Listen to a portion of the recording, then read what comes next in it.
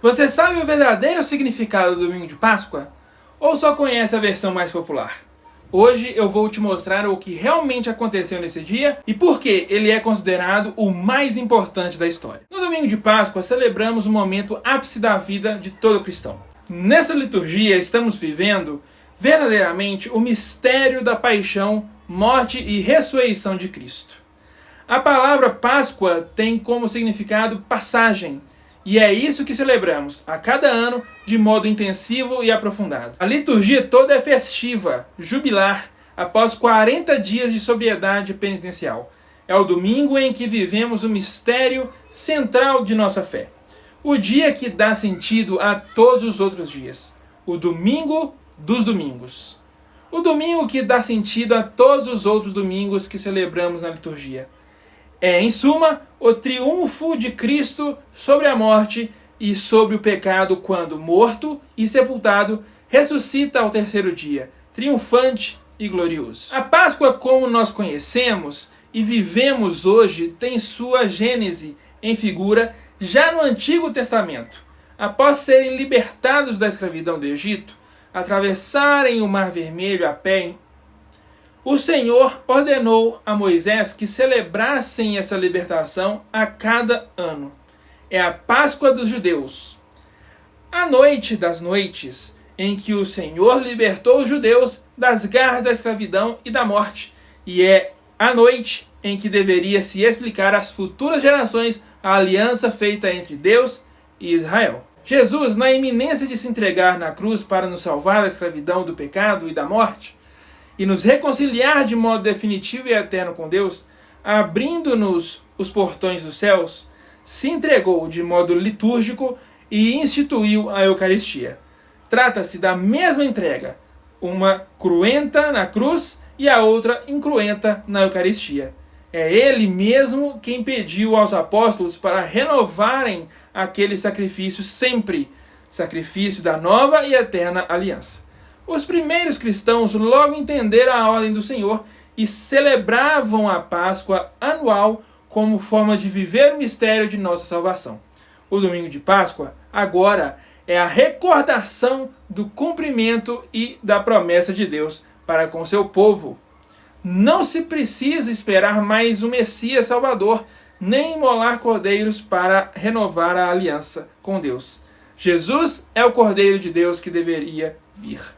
As narrativas da ressurreição de Jesus diferem nos evangelhos somente em detalhes. Em suma, o que atesta a ressurreição do Senhor, que é o sepulcro vazio, a presença de figuras angélicas anunciando que ele vive, e a aparição de Cristo a diversas pessoas diferentes, é igual em todas as narrativas. Os sinóticos possuem um relato mais sintético da ressurreição de Jesus, diferente de João, que é mais poético e profundo. O que basta destacar aqui é a necessidade de anunciar a ressurreição como um fato histórico e verídico, atestado por testemunhas. São Marcos, por exemplo, narra que as mulheres foram ao túmulo para ungir o corpo de Jesus e, chegando lá, encontraram o túmulo vazio. E um jovem vestido com um traje branco, sentado, anuncia que Jesus está vivo.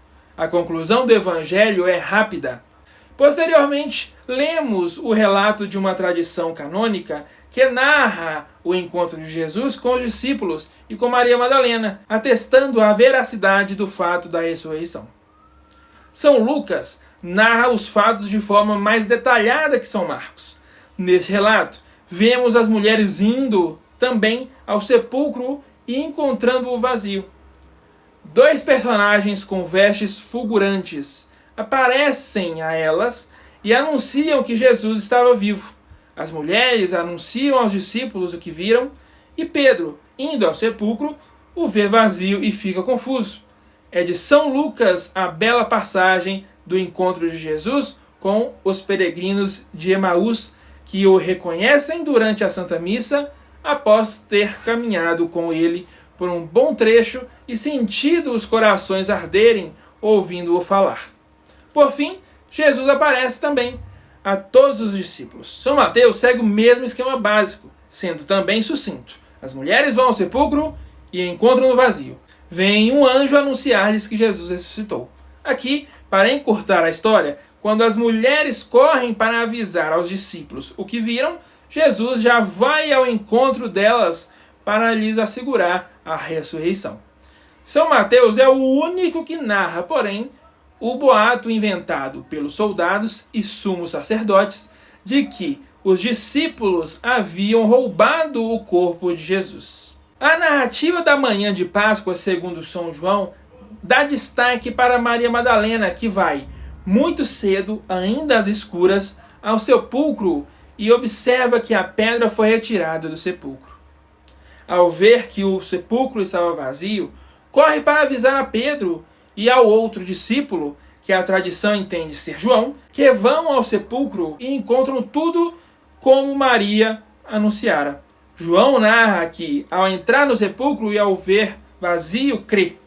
Até ali não haviam entendido o que estava escrito sobre Jesus, que este deveria morrer e ressuscitar. Um ponto importante da narração de São João é o destaque a Maria Madalena, a primeira a ver o Senhor ressuscitado, que São João narra. Ela é considerada por isso apóstola, pois anuncia aos outros discípulos que Cristo estava vivo. Em João, capítulo 20, versículo de 11 a 18, é narrado com maestria e beleza poética o encontro de Jesus com Maria Madalena, que a permite exclamar aos discípulos: "Vi o Senhor e ele me disse isto." Após o encontro com Maria Madalena, Jesus aparece aos discípulos. Aqui se dá o belo testemunho da fé teimosa de Tomé, que, para crer, precisa ver o Senhor. "Porque me viste, creste. Felizes os que crerão sem ter visto", diz Jesus. O momento exato, bem como o modo da ressurreição, não é descrito, pois transcende a percepção sensível humana. É objeto de fé. A ressurreição se dá de modo gradual. Sinais de ausência, sepulcro vazio, lençóis de sudário abandonados, mensagem por terceiros, figura e voz irreconhecíveis. O crer em Jesus também é de modo gradual.